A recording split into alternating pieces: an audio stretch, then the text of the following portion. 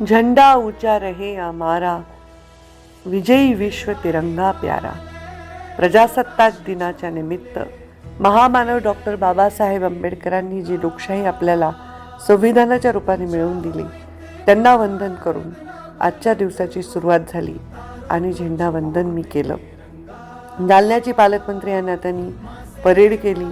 विविध विद्यार्थ्यांना वेगवेगळ्या योजनांचा लाभ दिला. स्वातंत्र्य सैनिक आणि शहीद सैनिकांच्या परिवाराचा सन्मान केला. वेगवेगळ्या NGOजचा सन्मान केला. वेगवेगळ्या स्कीम्स ज्या आहेत त्यांना लाभाच्या योजना त्यांच्यापर्यंत पोहोचवल्या. स्वातंत्र्य सैनिकांचं आणीबाणीतील जेलमध्ये राहिले त्यांचासुद्धा सन्मान केला.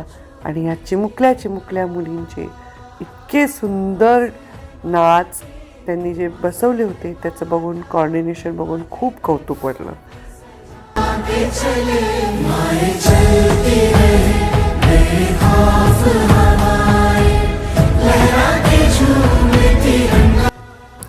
ही मुलं मूकबधीर आहेत, त्याच्यामुळे त्यांचा आनंद ते तशा हात हलवून वगैरे दाखवत होती.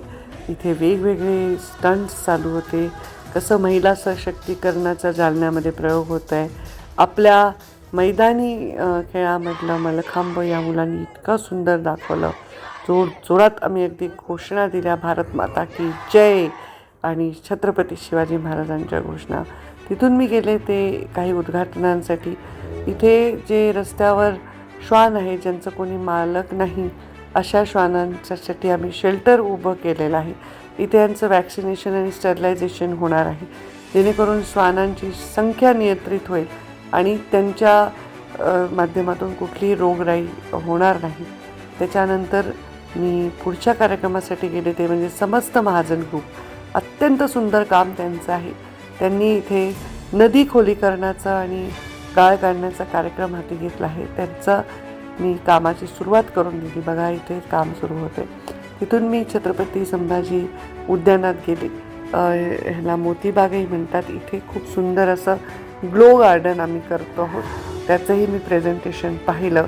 आणि तिकडनं नंतर मी जिल्हाधिकारी कार्यालयामध्ये गेले. इथे खूप लाभाच्या योजना वेगवेगळ्या दिल्या. बघा मोठे मोठे मशीन्स आहेत, पेरणी, काढणी, ट्रॅक्टर, पिकअप असे वेगवेगळ्या लाभार्थ्यांना आपल्या सरकारी योजनेच्या माध्यमातून दिले.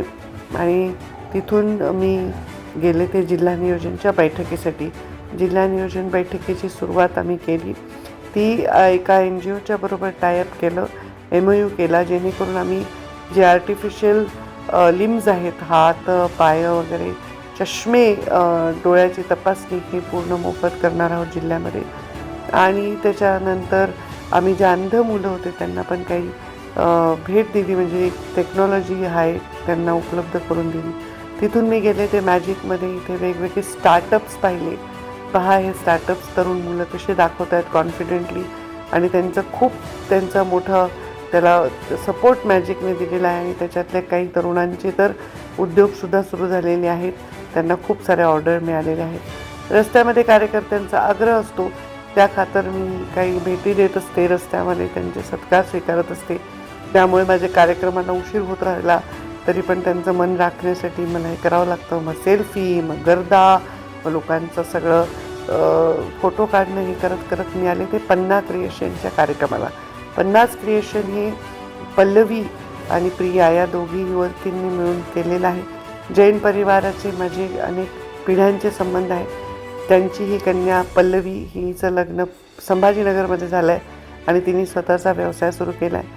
आणि तिची मैत्रीण प्रिया, निळ्या साडीतली प्रिया आणि गुलाबी साडीतली पल्लवी, जिच्यासाठी मी ह्या उद्घाटनाला गेले. तिथे साड्या वगैरे बघितल्या. इथून संग्राम माझा कार्यकर्ता, त्याच्या ऑफिसमध्ये मी गेले. सगळ्या नगरसेवकांनी तिथे माझं स्वागत केलं.